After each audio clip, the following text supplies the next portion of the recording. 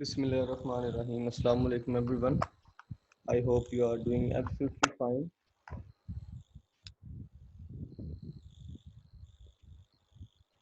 Today we're going to talk about PowerPoint slides. That is the continuation of the previous lecture.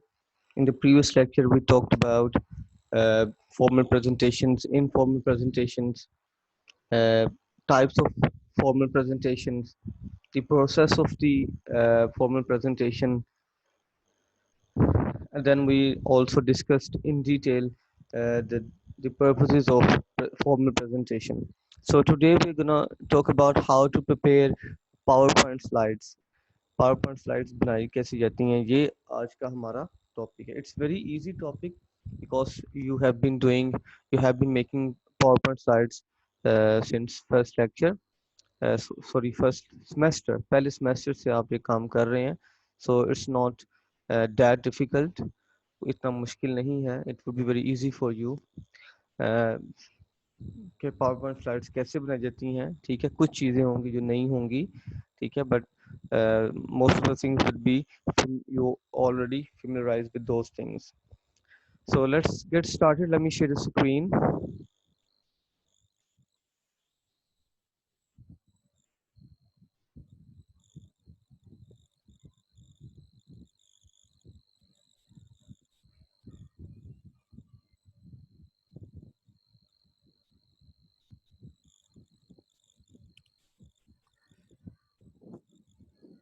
All right, PowerPoint presentations. So that is the one of the most important tool for oral communication. अगर आपने orally communicate करना है, speaking के through communicate करना है, so the most important tool we use, that is PowerPoint slides. Important for both informal and formal presentations. We use uh, for both informal and formal presentations. Formal भी PowerPoint slides इस्तेमाल हो सकती हैं और informal presentation के अंदर भी PowerPoint slides का इस्तेमाल किया जा सकता है. Overall efficacy is enhanced by PowerPoint slides. So basically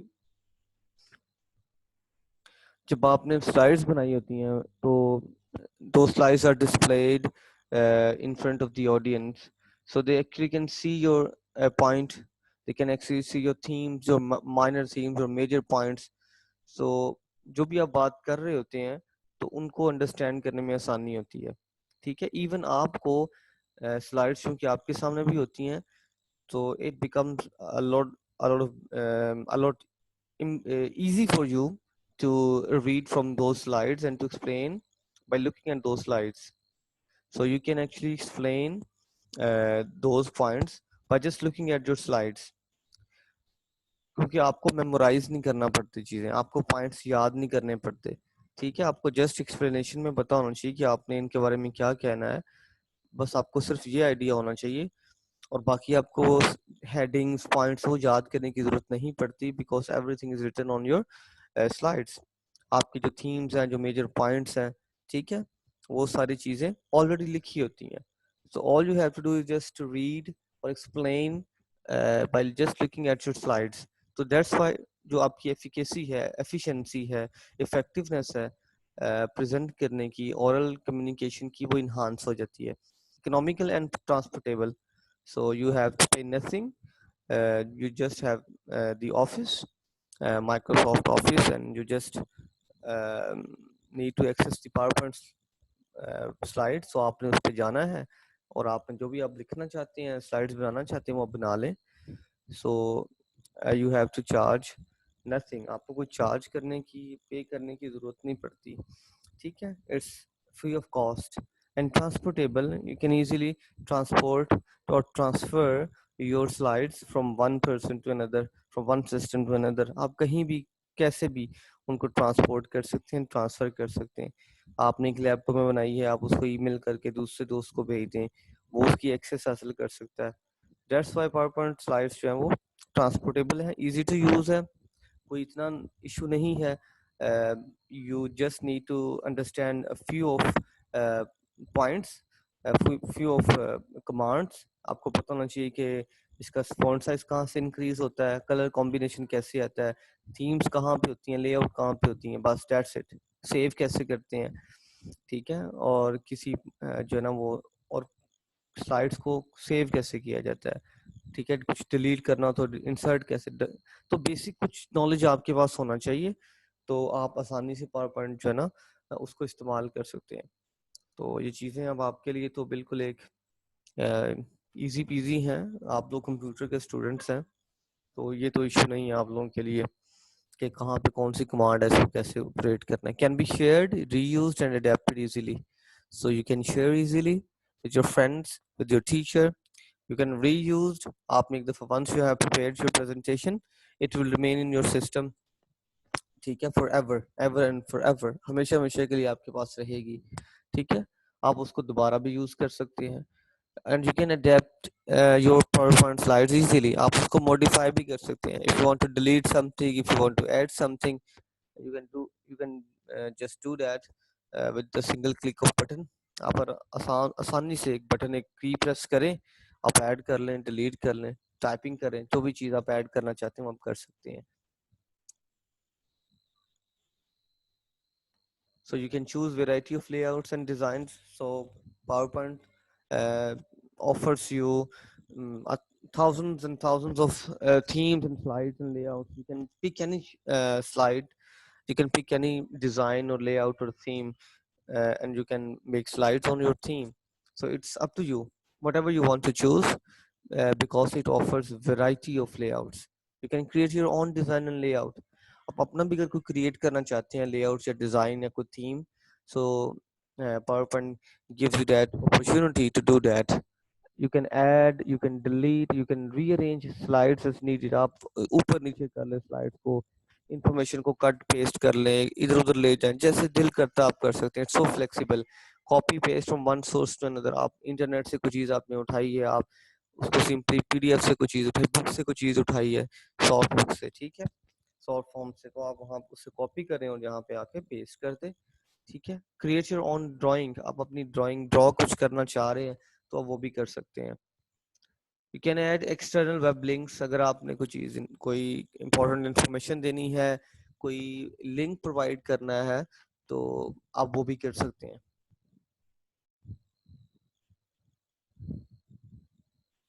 Now there's some tips to use for using PowerPoint. That's the first one is create optimal contrast. जो कलर कॉम्बिनेशन है ना वो आपका वो अप्रोप्रिएट होना चाहिए, ठीक है। For example use dark background for light text and vice versa, ठीक है।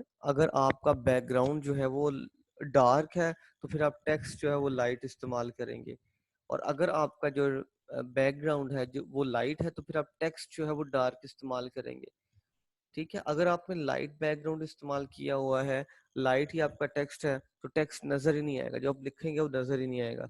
Same is the case with dark colours. If you are using dark colour, if you are embellish your background with dark color, so if you write text with black, with dark or black color, it won't appear on your slides, तो text कभी भी जाहिर नहीं होगा आपके, आपकी slides पर नजर ही नहीं आएगा, ठीक है। If you look at my slides, तो मैंने भी क्या किया, बैकग्राउंड उसका जो है वो लाइट है, और जो टेक्स्ट में लिखा है वो ब्लैक लिखा हुआ डार्क कलर का है, तो ये अप्रोप्रिएसी होनी चाहिए। इसे कहते हैं क्रिएट ऑप्टिमल कंट्रास्ट, कि जो कंट्रास्ट है, जो कलर कॉम्बिनेशन वो आपका अप्रोप्रिएट होना चाहिए। बहुत ज्यादा रेडिश कलर्स, ठीक है, ऐसे कलर्स जो आपने स्लाइड्स बना ली हैं और वो इतने जो है ना वो कह लें कि वो फ्लैम्बॉयंट से हैं, इतने वो चमकीले से हैं कि वो डिस्ट्रैक्शन क्रिएट करें, ऐसे कलर से अवॉइड करना चाहिए, ठीक है। और आपने ये भी देखना है कि जो मेरी ऑडियंस है उसको ये कलर नजर भी आ जाएंगे, नहीं नजर आएंगे, तो इन चीज़ों का भी आपने ख्याल करना होता है। तो use dark background for light text and vice versa, avoid using green and red text. Green और रेड टेक्स्ट का कॉम्बिनेशन जो है ना वो उससे अवॉइड करें, ठीक है, बल्कि उस हर कॉम्बिनेशन से अवॉइड करें जो कंफ्यूजन क्रिएट करता है, जो टेक्स्ट की विजिबिलिटी को कम कर देता है, जो रीडर फ्रेंडली टेक्स्ट जो है ना उसकी अपॉर्चुनिटी को मिनिमाइज करता है, ऐसे तमाम कलर से अवॉइड करना चाहिए। Colour brands can differentiate between these colours. अब रेड और ग्रीन के अंदर जो कलर ब्रांड्स डिफरेंशिएट नहीं कर सकते, तो ऐसे कलर्स ना इस्तेमाल करें जो लेट्स से कोई कलर ब्रांड बैठा आपकी आपकी कम्युनिटी में, आपकी ऑडियंस में, तो उसको नजर ही ना आए। Use colour for emphasis only. बहुत ज्यादा कलर्स का इस्तेमाल ना करें, ये जस्ट जो है वो कंट्रास्ट पैदा करने के लिए होता है, ठीक है। तो बस आप वो कंट्रास्ट क्रिएट करें, और अगर कोई चीज़ आपने एम्फसाइज करनी है, किसी पे फोकस करना है, स्ट्रेस देनी है, तो तब आप कलर्स का इस्तेमाल करें। तो बेसिकली पॉइंट यही था कि जो कलर आप चूज करते हैं वो देखें वो अप्रोप्रिएट भी है या नहीं है। लेट्स से आपने लाइट सा एक बैकग्राउंड लिया हुआ है, उस पर आपने वाइट टेक्स्ट चला दिया है, तो क्या होगा, वो वाइट जो है वो बड़ा वेग सा हो जाएगा। तो you need to understand these things before writing anything on your slides कि color combination आपका appropriate हो। Second thing is choose an easy to read font size and style. Usually we use Arial or Times New Roman, but often we use Times New Roman, that is recommended one। आप Times New Roman का इस्तेमाल करें, ये style है। Your font size should be 24 point, 24 point आपका text होना चाहिए। 36 point should be for headings। अगर आपने headings देनी है so you need to use 36 point, size ये होना चाहिए। और अगर आपने जस्ट टेक्स्ट लिखना है तो वो 24 होना चाहिए। ऑलराइट, ये स्टैंडर्ड है, ठीक है, ये स्टैंडर्ड है। बाकी आप अपनी मर्जी से आगे पीछे कर सकते हैं, वो सारी बात है, आपकी मर्जी है, लेकिन ये स्टैंडर्ड है कि 24 आपने टेक्स्ट इस्तेमाल करना है। इन टेक्स्ट का साइज होना चाहिए जो आप स्लाइड्स में लिखते हैं आप, लेकिन जो आप हेडिंग्स बनाते हैं तो वो 36 होनी चाहिए। और हेडिंग्स को आप बोल्ड भी कर सकते हैं, आप उसको अंडरलाइन भी कर सकते हैं, it's up to you. Next tip है जी, follow 4x4 rules for making slides. 4x4 rules ये कहता है कि आपकी स्लाइड के अंदर सिर्फ 4 पॉइंट्स होने चाहिए। यानी एक स्लाइड के अंदर 4 सेंटेंसेस या 4 फ्रेजेस या 4 पॉइंट्स या 4 थीम से ज्यादा पॉइंट्स ना हो, ठीक है। जैसे ये देखिए मेरे 1 2 3 4 एक हेडिंग है, हेडिंग के अलावा 1 2 3 4 ये 4 पॉइंट्स है, ठीक है। तो ये वो कहना चाह रहा है कि आपकी जो है ना वो स्लाइड्स के अंदर 4 पॉइंट से ज्यादा पॉइंट्स ना हो। ज्यादा होंगे, बल्क ऑफ जो है ना वो क्वांटिटी आ जाएगी, बल्क क्वांटिटी में चीजें लिखेंगे तो रीडर फ्रेंडली फिर टेक्स्ट नहीं रहेगा, रीडर के लिए एक्सेसिबल नहीं रहेगा। तो आपने, और फिर वो अच्छा भी नहीं लगता, वो अगर टेक्स्ट एक ही स्लाइड पे दिया हो तो बड़ा अजीब सा हो जाता है।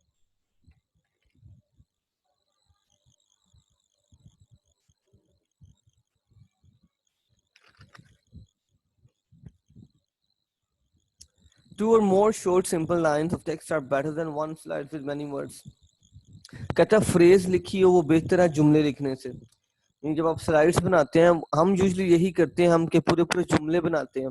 हम ये कहते हैं कि यार हमें कम से कम जो है ना याद करना ना पड़े कोई चीज, या भूल ना जाए, इसलिए हम पूरा पूरा सेंटेंस ही लिख लेते हैं ताकि जब हम प्रेजेंट कर रहे हो तो उसको देख के हम उसको रिपीट कर दें, एक्सप्लेन कर दें।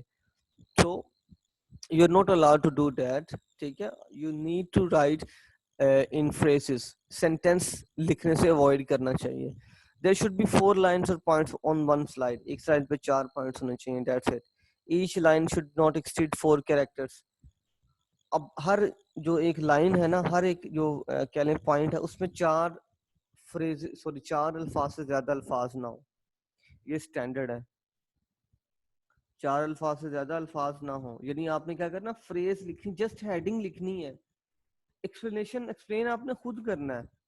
आपको पता होना चाहिए कि यार ये जो मैं हेडिंग लिख रहा हूँ, जैसे मैंने लिखा हुआ है 4x4 रूल्स, ठीक है। अब मुझे पता है मैंने 4x4 रूल्स में क्या बयान करना है, मुझे सारा कुछ लिखने की जरूरत नहीं है। तो फॉर्मली आपकी जो एक पॉइंट है आपका, वो 4 अल्फाज से ज्यादा एक्सीड ना करे। आप बस मोटी मोटी बात, जो इम्पोर्टेंट बात है, ठीक है, वो फ्रेज की शक्ल में लिखते हैं, दैट्स इट, उसी को आप आके एक्सप्लेन करें। अगर आपने सारा कुछ स्लाइड्स पे लिख दिया तो फिर आपकी क्या इंपॉर्टेंस है। वो तो किसी को भी आप स्लाइड्स बना के सारी की सारी सेंटेंसेस बना के दे दें, वो आएगा उसको रीड कर देगा। असल जो रिक्वायर्ड होता है, जो डिजायरेबल होता है, वो यही होता है कि आपने जस्ट पॉइंट्स लिखे हों और आप उन्हीं को आके एक्सप्लेन करें।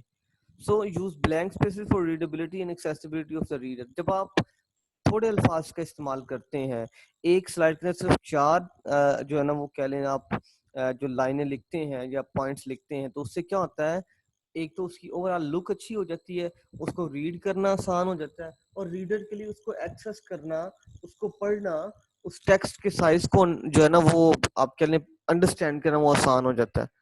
जितनी आप ज्यादा सेंटेंसेस, जितनी लाइनें ज्यादा लिखेंगी, उतना वो जो 24 वाला पॉइंट्स है ना, 24 जो साइज है पॉइंट, वो कम होता जाएगा जितनी आप इंफॉर्मेशन ज्यादा देंगे एक स्लाइड के अंदर। तो 4 सेंटेंसेस से ज्यादा, 4 फ्रेजेस से ज्यादा पॉइंट्स ना हो, और उनको आपने फ्रेजेस की शक्ल में लिखना है, सेंटेंसेस नहीं लिखने। Use headings for readability, headings दें, ठीक है। जो भी स्लाइड आप नई शुरू कर रहे हैं, जो नया आइडिया है, उसको हेडिंग से स्टार्ट करें। और हेडिंग मैंने पहले बताया आपको 36 पॉइंट साइज होना चाहिए, and you can bold it, you can underline that heading. Use large font for headings, use smaller font for sub headings. अगर हेडिंग्स के अलावा कोई सब हेडिंग्स भी हैं, कोई माइनर पॉइंट्स भी हैं, तो आप उनके लिए जो है ना वो छोटा साइज जो है वो इस्तेमाल करें। Each slide should have one heading, कम से कम एटलीस्ट एक हेडिंग लाजमी होनी चाहिए एक स्लाइड की। Headings help students to follow your thoughts. अब हेडिंग्स जो है ना वो एक आप कह लें कि कॉमन प्रैक्टिस है, एक कॉमन प्लेस है, कि आम सी बात है कि ये हेडिंग्स जो है ना उससे हमें चीजें समझ आ जाती हैं। Remember when we write essay on Qaid-e-Azam और Allama Iqbal in metric और in 8th grade, तो हम जब क्रैम करते थे तो हम क्या करते थे, हम कहते थे कि यार जस्ट, टीचर कहते थे कि हेडिंग्स को रट्टा लगा लो, हेडिंग्स आपको बस पता होनी चाहिए कि इस ऐसे के अंदर 10 हेडिंग्स हैं, कि लेट्स से पैदाइश अल्लामा इकबाल या कायद की पैदाइश, उसके बाद इब्तदाई तालीम, ठीक है, आला तालीम, ठीक है, कानून की तालीम, इस तरह करके अज़दवाजी जिंदगी, ठीक है, तहरीके पाकिस्तान में शमूलियत, इस तरह करके। तो क्या था, हम जस्ट उनकी हेडिंग्स याद कर लेते थे, और पेपर में क्या करते थे, जाके उन हेडिंग्स के को मद्देनजर रखते हुए हम पूरा पूरा ऐसे लिख लेते थे, कंपोज कर लेते थे। तो हमें पता होता था कि इब्तदाई तालीम में क्या लिखना है, हायर एजुकेशन में क्या लिखना है, ठीक है, जिंदगी के आखिरी लम्हात में हमने क्या लिखना है, हमें पता होता था, ठीक है। लेकिन जस्ट वो क्या था, हम हेडिंग्स याद कर रहे थे, बाकी सारा मटेरियल याद करने की जरूरत ही नहीं पड़ती थी। तो ये हेडिंग्स जो होती हैं, ये जो ख्यालात होते हैं रीडर्स के, जो प्रेजेंटर के, उनको अंडरस्टैंड करने में आपकी मदद करती हैं। आपको याद रहता है कि अच्छा यार इस टॉपिक में इतनी हेडिंग्स हैं, अच्छा ये हेडिंग्स है। तो ओवरऑल एक आपको एक जो सेंस है वो आपको मिलती है चैप्टर के बारे में। यूज एम्फोसिस टेक्निक्स, ठीक है। अगर आपने किसी वर्ड को, कोई इंपॉर्टेंट वर्ड है, कोई फ्रेज है, कोई आइडिया है, तो उसको अंडरलाइन कर दें, उसको बोल्ड कर दें, उसका कलर चेंज कर दें। फॉर एग्जांपल अगर आप डार्क कलर में लिख रहे हैं, ठीक है, ब्लैक में लिखे उसको ब्लू कर दें, रेड कर दें, ताकि ऑडियंस को समझाना आसान हो कि भाई ये इंपॉर्टेंट फ्रेज है। बोल्ड फेस कर दें, ऑल कैप्स कर दें, तमाम अल्फाज ही बड़े लिख दें, और एरोस या कोई एरोस का इस्तेमाल करें, ठीक है। अपने पॉइंट को प्रूव करने के लिए फिगर्स का, ग्राफ्स का, पिक्चर्स का, एनिमेशंस का, वेब लिंक्स का, उसका इस्तेमाल करें, ठीक है। रिमेंबर जब आप शायद आपका एक्सपीरियंस हो, साइंस पढ़ते थे, तो जो ब्लड सर्कुलेटरी सिस्टम है, फॉर एग्जांपल, जो खून, जो गर्दिश, कैसे गर्दिश करता है आपकी बॉडी में, ठीक है।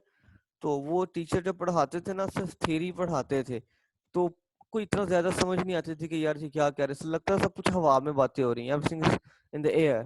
कोई बात जो है प्रैक्टिकल नजर नहीं आ रही होती थी कि अच्छा यार ये इस तरह। अच्छा, अब वो जब वो डायग्राम में दिखा देते ना, डायग्राम बनी हुई कि देखें बच्चों, ये ब्लड यहाँ से आया है, ये ऑक्सीजनेटेड ब्लड है, ये डीऑक्सीजनेटेड ब्लड है, ये यहाँ एंटर हुआ, फिर ये इन इसमें में चला गया हार्ट के, पंप करके फिर हार्ट ने इसको यहाँ भेजिए, ये पूरी बॉडी में देखें ब्लड जा रहा है। तो वो ना पूरी कॉन्क्रीट पिक्चर बन जाती थी हमारे माइंड में कि अच्छा यार ये ब्लड ऐसे सर्कुलेट करता है। पढ़ाने से वो बात समझ नहीं, जो वो जब उन्होंने वो पिक्चर जो डायग्राम दिखा दी तो समझ आई, ठीक है। फिर उसके बाद क्या हुआ, नेक्स्ट लेवल का एनिमेशन दिखा दें, आप बकायदा एक क्लिप लें, ठीक है, मिल जाते हैं ऐसे क्लिप आपको ऑनलाइन, गूगल के ऊपर वीडियोस मिल जाती हैं, जहाँ पे आपको एक्चुअली दिखाया गया होता है कि ब्लड कैसे आ रहा है, कैसे एंटर होता है। वो एक बकायदा मूवी होती है, कार्टूनिक एनिमेशंस होती हैं, तो उसमें बकायदा दिखाते हैं कैसे ब्लड पंप किया, ठीक है, कैसे उसने स्प्रेड किया ब्लड को, कहाँ कहाँ किन किन रास्तों से होता हुआ ब्लड जा रहा है, फिर वापस आ रहा है। अच्छा वो जब वो एनिमेशन देख लेते थे ना तो कॉन्सेप्ट क्या होता था वो भूलता ही नहीं, आज तक याद है कि जी ये कैसे ब्लड ने सारी आंखों के सामने चीजें।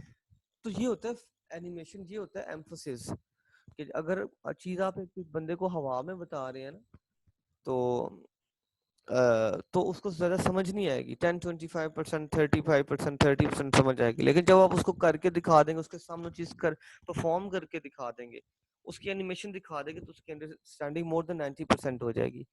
तो अपनी स्लाइड्स के अंदर जो है वो ये टेक्निक इस्तेमाल करें। उसके बाद आ जाता है कि and with N obvious conclusion screen. Conclusion screen बकायदा होनी चाहिए, कंक्लूड करना है आपने अपने टॉपिक को, ठीक है। जब आप प्रेजेंटेशन देते हैं तो कंक्लूजन के 3 नंबर होते हैं। अगर if you conclude your presentation properly तो आपको 3 नंबर मिल जाते हैं, 3 मार्क्स रखे जाते हैं। और अगर आप कंक्लूड नहीं करते प्रॉपरली तो आपके 2 मार्क्स काट लिए जाते हैं, या 3 मार्क्स काट या 1 मार्क्स काट दिए, वो डिपेंड करता है कि आपने कंक्लूड कैसे किया है। Prepare handouts. अगर आपके पास लेट्स से वो मटेरियल बच्चों के पास, स्टूडेंट्स के पास नहीं है, तो अपनी स्लाइड्स का हैंडआउट प्रिपेयर करें या उनको मटेरियल प्रोवाइड करें ताकि वो उनको देख सके, रिफर कर सके, मजीद अपनी अंडरस्टैंडिंग डेवलप कर सके। Avoid reading your screen for your readers. Screen reading नहीं करनी है कभी भी। ये लिख लें अपनी बात को, दिल नशीन कर लें, जहन नशीन कर लें कि कभी भी स्लाइड रीडिंग नहीं करनी है। अगर आप स्लाइड रीडिंग करते हैं आपके मार्क्स कटते हैं प्रेजेंटेशन में। If you do slide reading तो मार्क्स आर डिडक्टेड, आपके मार्क्स काट लिए जाते हैं, ठीक है। स्लाइड रीडिंग बिल्कुल नहीं करनी। अगर स्लाइड रीडिंग करनी थी तो आप बस रीडर्स को देखते हैं, वो खुद ही पढ़ लेंगे, बात खत्म होगी। आपका काम तो एक्सप्लेन करना था, ठीक है। You were there to explain, not to slide read. हाँ, आपका काम यही नहीं था कि स्लाइड रीडिंग करने आ जाए आप। आपका काम तो एक्सप्लेन करना था, आपने कॉन्सेप्ट समझाना था, ऑडियंस को एंगेज करना था। So remember they can read the slides.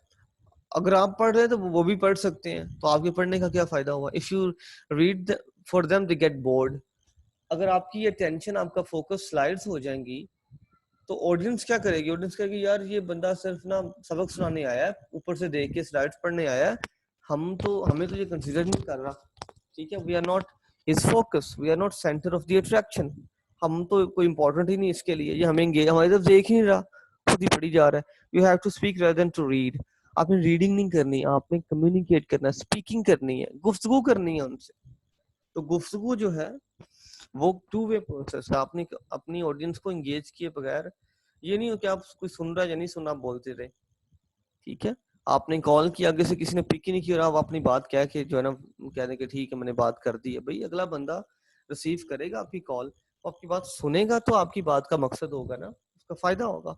तो बिल्कुल ऐसे ही है कि आप बस रीड किए जा रहे हैं, अगले बंदे का यार क्या इंसान है, हमें एंगेज नहीं कर, हमारी तरफ देख ही रहा, हमें समझा नहीं रहा, खुद पढ़ी जा रहा है, क्रैम किए जा रहा है। तो ये इन चीजों स्लाइड रीडिंग से अवॉइड करना है। उसके बाद आता है G elaborate on each screen. आपने whatever you have mention in your slides, whatever you have written, आपने उसको एक्सप्लेन करना है। Don't skip any point, don't skip any slide. ना अपना कोई पॉइंट आपने स्किप करना है, ना स्लाइड स्किप करनी है। एड विजुअल अपील, ये हमने बात कर ली है कि ग्राफिक्स लेके एनिमेशंस ऐड करें। अब आप, it's very easy, you just Google the topic and then go to the image section, तो आपको you will come across thousands and thousands of images. आपके पास, आप टॉपिक जस्ट लिखें कम्युनिकेशन, आपने अभी गूगल कीजिएगा ये ब्रेक के बाद, ये लेक्चर के बाद, तो गूगल कीजिएगा कम्युनिकेशन। उसके बाद आप इमेजेस में जाएगा, नीचे वो ना बॉर्डर पे वो लाइनें वो लिखी होती हैं, वर्ड्स लिखे होते हैं, आप उनके अंदर जाइए, उसमें इमेजेस होगा। इमेजेस पे क्लिक करेंगे तो क्या होगा, आपके पास इतनी इमेजेस आ जाएंगी, उस टॉपिक से रिलेटेड जितनी भी इमेजेस होंगी, जितनी भी चीजें होंगी, वो आपके पास आ जाएंगी, आप उनको ऐड कर ले। कॉपी पेस्ट की ऑप्शन होती है। गिव डिटेल्स, जो भी आप बात करते हैं उसको अच्छी तरह से एक्सप्लेन करें। Explain each point, don't skip slides और पॉइंट्स। स्किप हम कब करते हैं, ये स्किप का भी एक वजह होती है, रीजन होती है, that is lack of practice. Because we are not practised our presentation, हम प्रैक्टिस नहीं करते हैं। जब हम आके स्टार्ट करते हैं अपनी प्रेजेंटेशन तो we realise at that moment कि यार मैं टाइम ज़्यादा ले रहा हूँ, स्लाइड्स मेरी ज़्यादा है और वक्त मेरे पास कम है। तो फिर आप क्या करेंगे, आप करते हैं अच्छा यार टाइम कम रह गया, मेरी 5 स्लाइड्स पड़ी हैं, 2 मेरे पास मिनट रह गए हैं, तो अब मैं क्या करूँ, मैं एक स्लाइड स्किप कर दूँ। या ये जो 2-3 पॉइंट्स है जल्दी से मैं स्किप करके अगले पॉइंट पे चला जाऊं ताकि मैं कवर कर लूं 2 मिनट्स के अंदर सारी स्लाइड्स। तो जब आप प्रैक्टिस नहीं करके आते प्रेजेंटेशन की तो फिर आप स्किप स्टार्ट कर देते क्योंकि आपको अंदाजा नहीं होता, आपको टाइम मैनेजमेंट नहीं आ रही होती, आपको पता नहीं होता कि यार कि ये स्लाइड्स कितने मिनट में फिनिश होंगे, तो फिर आप स्किपिंग स्टार्ट कर देते हैं। तो ये स्किप नहीं करना चाहिए, आपको रिहर्सल करनी चाहिए, प्रैक्टिस करनी चाहिए before presentation, before delivering the presentation. आपको पता होना चाहिए कि अगर आपकी स्लाइड्स ज्यादा टाइम ले रही हैं तो आप पॉइंट्स कम कर दें, स्लाइड एक आधी डिलीट कर दें, जो लीस्ट इंपॉर्टेंट है, अनइम्पोर्टेंट पॉइंट्स है उनको आप उससे कट कर दें, उसमें वो पॉइंट्स लिखें जो इम्पोर्टेंट है, जो आप बयान करने के काबिल हैं, जो नई इन्फॉर्मेशन होगी ऑडियंस के लिए वो आप रहने दें, बाकियों को डिलीट कर दें ताकि वक्त पे आपकी प्रेजेंटेशन खत्म हो जाए। टीचर जो होता है वो ये देख रहा होता है कि इस बंदे ने लेट से 10 मिनट है 5 स्लाइड्स बनाई हैं और उन 5 स्लाइड्स को बड़े अच्छे धीमे अंदाज से रिलैक्स्ड मैनर के अंदर और प्रेजेंटेशन के सारे लवाजमात को पूरे करते हुए उसने वो प्रेजेंट कर दिया है, उसको अच्छे मार्क्स दे देता है टीचर। बच्चा ये समझता है कि यार अगर मैं 10-15 स्लाइड्स बनाऊंगा ना तो सर कहेंगे यार क्या बात है, बड़ी मेहनत की हुई है इसने। भाई उस मेहनत का फायदा क्या, आपने प्रेजेंट करना था, प्रेजेंट आप कर नहीं पाए, आप 5 स्लाइड्स भी प्रेजेंट नहीं कर पाए उन 10 मिनट के अंदर, आपने पढ़ाई 15 मिनट की, जिसका मतलब है कि आप वेल प्रिपेयर्ड वेल प्लान्ड आपने कुछ नहीं किया हुआ था, आपने प्रैक्टिस नहीं की हुई थी, वो तो उल्टा आपके खिलाफ हो जाएंगी चीजें। 5 स्लाइड्स बना लें, उनको अच्छे तरीके से एलेबोरेट कर लें, वो बेहतर है ना कि आप 10 स्लाइड्स बना लें और आप फिर उनको जल्दी जल्दी पढ़ते जा रहे हैं, भाग रहे हैं, आपको होता है यार ओ 1 मिनट रह गया, ओ आधा 30 सेकंड रह गया, 3 स्लाइड्स पड़ी हुई हैं और आप ऐसे आप हाँप रहे हैं, ठीक है, तो क्या फायदा उसका। तो बेहतर नहीं है कि आप वो 10 की बजाय आप 6 स्लाइड्स बना लें, 5 बना लें, सिर्फ इंपॉर्टेंट पॉइंट्स दें, आराम से अपनी आपकी प्रेजेंटेशन दें, ठीक है, that will get you good marks.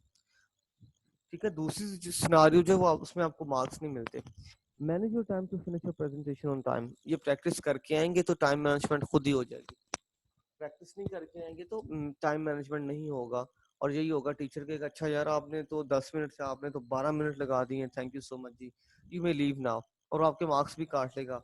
Time के भी मार्क्स होते हैं, 3 मार्क्स होते हैं टाइम मैनेजमेंट के। अगर आपने प्रेजेंटेशन अपनी विद इन 10 मिनट्स खत्म कर दी है, ठीक है, तो आपको जो है 3 मार्क्स मिल जाते हैं, और अगर आपने कम टाइम लिया तब भी आपके मार्क्स कट जाते हैं, और अगर आपने वक्त से ज्यादा टाइम ले लिया, एक्स्ट्रा टाइम ले लिया, तब भी आपके मार्क्स कट जाते हैं क्योंकि आपने टाइम का ख्याल नहीं किया। Leave enough time for Q&A session, question answer session होना चाहिए। यूजुअली क्लासरूम एकेडमिया के अंदर, क्लासरूम एनवायरनमेंट के अंदर ये होता है कि हम टीचर ही कोई एक आधा क्वेश्चन पूछ सकते हैं या बड़ी मुश्किल से कोई स्टूडेंट एक आधा क्वेश्चन पूछ सकते हैं, दैट्स इट, ठीक है। Leave some time for the readers to process your slides.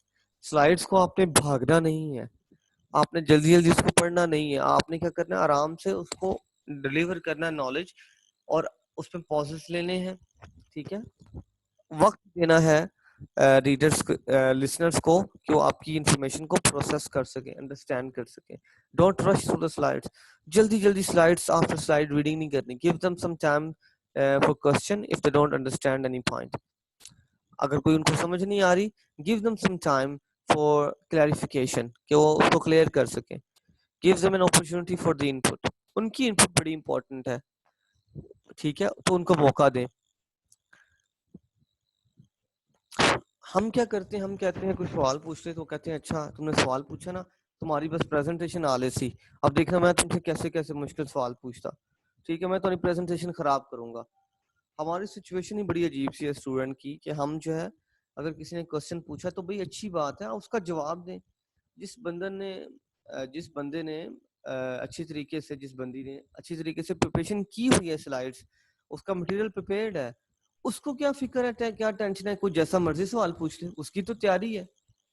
ये तो वो शख्स का है जिसकी तैयारी नहीं है, जिसको कुछ आता नहीं है, जिसने बस स्लाइड रीडिंग की है या सब कुछ स्लाइड्स के ऊपर लिख के लेके आ गया है और उसको कुछ कॉन्सेप्ट का पता नहीं कि वो बयान क्या कर रहा है, उससे सवाल पूछे तो वो चले गुस्सा करे करे, ठीक है। जिसने तैयारी की है उसके लिए क्या मसला है, जो मर्जी पूछ ले भाई, तो इनपुट जरूरी है। आप अच्छी बात है, आपको जवाब देना आएगा, आपको एक्सप्लेन करना है, आपको पता चलेगा, आपके कॉन्सेप्ट की टेस्टिंग होगी कि भाई आपका कॉन्सेप्ट भी अच्छा था या नहीं था। तो कोई बात नहीं, सवाल करने दे। सवाल करने से जो क्वेश्चन होता है दैट इज हाफ नॉलेज। सवाल के अंदर ही आधी मालूमात, आधा इल्म होता है, छुपा होता है, विजडम छुपी होती है। तो सवाल से घबराना नहीं चाहिए। कुछ किसी ने सवाल पूछ लिया, कोई बात नहीं, उसका आंसर करें। नहीं आता सॉरी कर लें, ठीक है। क्वेश्चन आंसर के सेशन के क्वेश्चन आंसर करना, इसके कोई मार्क्स वगैरह टीचर ने नहीं रखे होते यूजुअली ना, नहीं रखे होते। हाँ, बाज टीचर रख लेते हैं, कहते हैं कि जो सवाल पूछेगा उसको मैं 30 जो हाफ मार्क दूंगा, ठीक है। बस जो सवाल जो पूछेगा अच्छा अप्रोप्रिएट क्वेश्चन होगा, टू द पॉइंट होगा और वाकई वैलिड क्वेश्चन होगा, उसको मार्क्स मिलेंगे। तो उस मोटिवेशन के लिए वो रख सकते हैं, अदरवाइज यूजुअली मार्क्स नहीं होते। तो फीडबैक लेनी चाहिए, कोई बात नहीं है। Their feedback will provide you an opportunity to reflect. वो आपको बताएगी, उनके सवाल आपको बताएंगे कि आपकी कितनी तैयारी है। अगर आपको एक सवाल का जवाब किसी स्टूडेंट ने, आपके दोस्त ने सवाल पूछा और आपको नहीं आया, इसका मतलब है कि आप जो है ना, वो आपकी तैयारी नहीं थी, या वो आइडिया आपको पहले पता नहीं था, या प्रिपेयर करके नहीं आए, या आप जो कह लें कि पोटेंशियल क्वेश्चंस थे या एक्सपेक्टेड क्वेश्चंस थे, वो आप सोच के उनके आंसर सोच के नहीं आए हुए, ठीक है। या क्या वजह थी, आपको क्यों नहीं आया, आपका कॉन्सेप्ट क्लियर नहीं था, ठीक है। तो फीडबैक जो आपको इम्प्रूव करती है, तो फीडबैक से नहीं घबराना चाहिए, ठीक है। टीचर आपसे कहते हैं कि जी आप ना स्लाइड रीडिंग कर रहे थे, आप नहीं नहीं सर मैं स्लाइड रीडिंग तो बिल्कुल नहीं कर रहा था। भाई टीचर कह रहे हैं, फीडबैक दे रहे हैं, एवं तो नहीं कह रहे, ठीक है। उन्होंने ऑब्जर्व किया तो आपको, तो आप कहें कितनी सर मैं इम्प्रूव कर लूंगा, नेक्स्ट टाइम मैं ये नहीं करूंगा, ठीक है। पॉजिटिव लेना चाहिए जो है ना फीडबैक को। टीचर जो भी कहते हैं कि देखिए आप जो है ना पॉकेट्स में आपने जो है ना वो हाथ डाले हुए थे सारी प्रेजेंटेशन में, आपके जेस्चर्स किधर थे, ठीक है। आप एक जगह पे खड़े होके जो है ना स्टिक होके आप खड़े रहे, आपने जो है ना वो मूवमेंट ही नहीं की कोई। आप जो है ना सिर्फ लेफ्ट साइड के ऊपर ही देखते रहे, राइट साइड को आपने ऑडियंस को फोकस ही नहीं किया। तो इन चीजों को गौर करना चाहिए कि हाँ भाई वाकई, या आप एवं बार बार हर 10-20 सेकंड के बाद अपने बालों में हाथ फेरी जा रहे हैं, अपने बालों को जो है ना वो कैसे किए जा रहे हैं, तो भाई टीचर ने पॉइंट आउट कर दिया कि यार अच्छा नहीं है, अप्रोप्रिएट नहीं लगता प्रेजेंटेशन में, फॉर्मल प्रेजेंटेशन में। तो उससे अवॉइड करना चाहिए। आप कहेंगे क्या है सर, मैं तो बड़ा अच्छा लगता हूँ ऐसे बालों के अंदर हाथ फेरता हुआ, ठीक है, तो मेरी तो बड़ी बड़ी अच्छी आदत है, ठीक है। तो जो फीडबैक है उसको नेगेटिव नहीं लेना चाहिए, पॉजिटिव लेना चाहिए। फीडबैक जो है बहुत इंपॉर्टेंट होती है। और जो लोग इस चीज को कि इसकी अहमियत को, इम्पोर्टेंस को अंडरस्टैंड करते हैं, वो कहते हैं भाई मुझे जो है ना वो रूड फीडबैक देनी, क्रूल हो जाए, जालिम बन के मुझे फीडबैक देनी है, मुझे हर वो चीज बताएं जिसमें जो मेरी कमी थी, ताकि मैं नेक्स्ट प्रेजेंटेशन में वो इम्प्रूव करूं, ठीक है। ये नहीं, मेरी तारीफें नहीं करनी है, मुझे मोटिवेट नहीं करना, बल्कि मुझे वो पॉइंट्स बताएं जिसके अंदर मैं लैग करता हूँ, जो मैं नेक्स्ट टाइम इम्प्रूव कर लूं, ठीक है। तो जो लोग इसकी इम्पोर्टेंस को जानते हैं, तो वो तो इस तरीके से बात करते हैं। तो फीडबैक बहुत इंपॉर्टेंट है आपकी इंप्रूवमेंट के लिए जी। Thank you so much. Next meeting में हम बाकी बातें करते हैं इंशाल्लाह।